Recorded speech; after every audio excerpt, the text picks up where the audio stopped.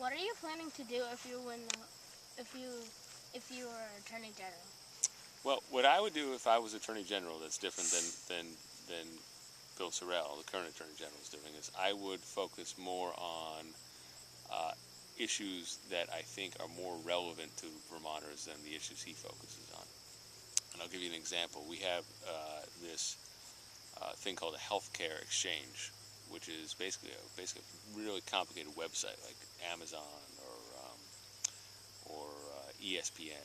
You guys probably go to ESPN, right? The ESPN website has all kinds of different features on it and different account names and stuff like that. And that website needs to connect to other websites and pull in all kinds of data. And the state of Vermont hired a company to run this website. And they spent a huge sum of money, tens of millions of dollars, almost $70 million, to construct this thing, and it doesn't work. And I think the Attorney General of the state of Vermont should take a hard look at that. So that would be one thing I would take a hard look at right off the bat. I think that's the kind of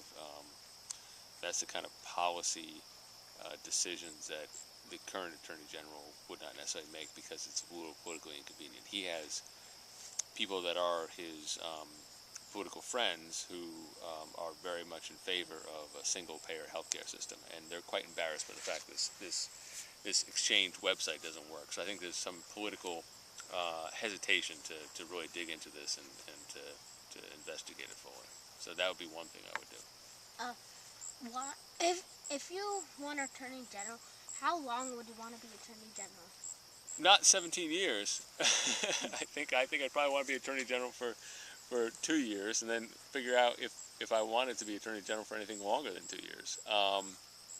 I'm sure it's a tough job. I'm sure it's not something, if you do it right, I'm sure it's not something that you could probably do it right for more than 2 to 4 to 6 years. And I'm not, frankly, sure I'd even want to do it more than 2 years. I think what I would want to do is go into that office, work as hard as I can, figure out what was wrong there, figure out what I could fix, wake up every day and try to figure out how I can make this law firm a better law firm for the people of the state of Vermont. And drive down to Montpelier, put my nose to the grindstone, and figure out how to make it work, and devote 110% to it.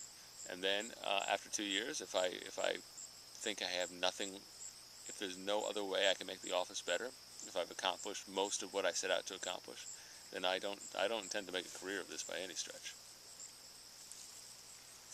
What would you do if nobody was running against you and you just were Attorney General for many years? That's an interesting question. That's a very good question. What would I do? Well, you know what I would do? I would encourage other people to run against me, because I think it's important that we have this kind of debate. Because we live in a democracy, right? And so how we exercise our rights, how we exercise our government, how we control our government, how we set up our whole system of governing ourselves, is through these elections.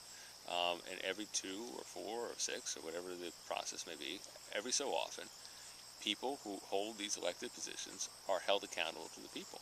And somebody else will stand up and say, I think I could do a better job, or I disagree with you on that policy or this policy.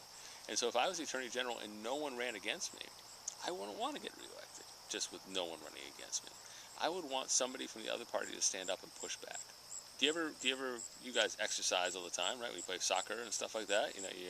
You run around, and that kind of resistance when you guys are, doing pull-ups or kicking the soccer ball where your legs feel sore and that kind of stuff makes you stronger, right, in the long run, even though it kind of hurts. Yeah. Same thing with democracy. A bit of give and take, a bit of push is what makes it work better. And having people just reelected non-stop with no real challenge. And Bill Sorrell has been reelected. He's had a pretty good run without a real challenge for many years. I don't think that's helpful. I don't think it's healthy for the democracy. So if I was in the position, if I was like Bill Sorrell was 6 months ago, I would hope somebody would launch a write-in campaign like I did, and somebody would get on the ballot, and I would want to debate them. And I would want to talk about the issues. And I would want to go out there and say, I think what I'm doing is best, and here's why. I've been doing it for 17 years, and If you give me another 2 years, I'll get everything done. You know, I have more to do in the next 2 years, and because I think that's important. I think it's important for people to vocalize that.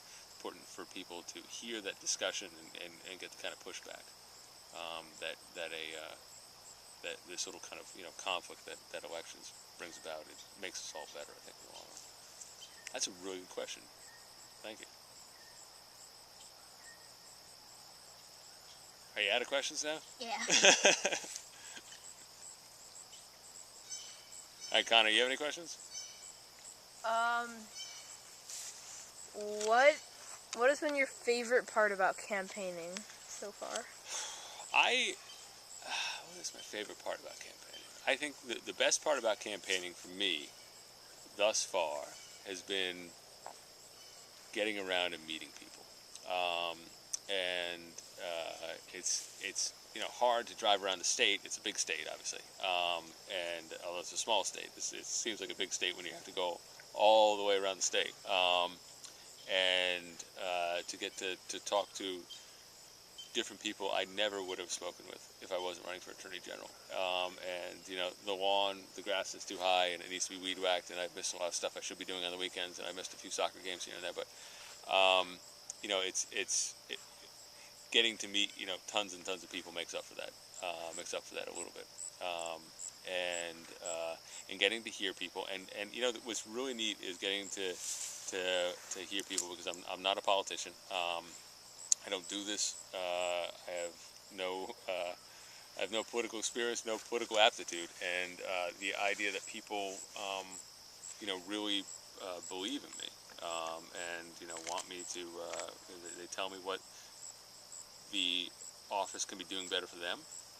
They tell me that they think I can do a better job, and they tell me that they support me, and that's been a really neat experience. And I appreciate it, and it's one of these things that it's just amazing. And it's one of these things that's absolutely wonderful about the state you guys live in, which is it's such a small state, and it really does, from even the town meeting day. Town meeting day is just a great tradition we have, where we all decide. We all go meet and talk about the budget for the fire truck and that kind of stuff. But there really is so much you can be such a participant in the political process here that you really could not be in another state. And someone like me that's not a particularly gifted speaker, a bit of a goof when I have to stand up in front of people and talk, and has no political experience and has no political connections, can run a race like this and get the support because people are excited about just an ordinary guy, a dad, a lawyer that goes in every day and works for a living, but trying to help out his fellow citizens, which really means a lot to me. That people get excited about. That's the thing I think is the greatest part of it, is that when people come up to you and say that we're excited and we think you're going to do a good job. So. Have you ever thought about running for Attorney General for the whole entire country? No, it's not an elected position, actually, and that's an important point too, buddy, because the Attorney General just resigned. His name is Eric Holder, and at the federal level, the Attorney General is an appointed position. So the Attorney General is essentially hired by the President. Here in Vermont, and in a number of other states, the Attorney General is an elected position, which means the governor just doesn't pick him. He's elected by the people, or her is elected by the people. So we elect a governor. Currently is Governor Shumlin, and Mr. Millen is running against Governor Shumlin. And we elect a governor, and that governor, and we also elect an Attorney General. And so it's not as if the governor would pick. It's not as if Governor Shumlin has picked Mr. Sorrell. He hasn't. So Mr. Sorrell has been picked by the people. And the expectation of the people is that Mr. Sorrell will be independent of Governor Shumlin and will be free to investigate Governor Shumlin and free to push back against Governor Shumlin to some extent. And that's one of the reasons I'm running, is because I think that there's definitely not enough of the balance in Montpelier where, because in Montpelier currently, almost everybody in Montpelier, well, all the all the power sources in Montpelier are controlled by one party, the Democratic Party, which is it's a different party. I'm in the Republican Party, and so the governor is a Democrat, the Attorney General is a Democrat, the House is controlled by Democrats, the Senate is controlled by Democrats, the Auditor is a Democrat, the Secretary of State is a Democrat, the Treasurer is a Democrat, the Attorney General is a Democrat. Only the Lieutenant Governor is a Republican. And as the Lieutenant Governor points out, they blame everything on him because he's the only Republican around. But I think it'll be helpful to have more balance. So the fact we have an elected Attorney General is important because that elected position brings with it the ability to provide some balance and pushback and act as an effective check on the other areas of government. So no, I promise you I will not run for Attorney General of the United States. The barbecues would be spread over the place. We'd have to go to Wyoming next weekend. So, more questions for me, bud? Not that I can think of. Got more questions, Aiden? You must have more questions. I don't have any more. All right. Well, thank you very much for all the questions, bud. Thank you, Connor. Welcome. Welcome. All right. Thanks.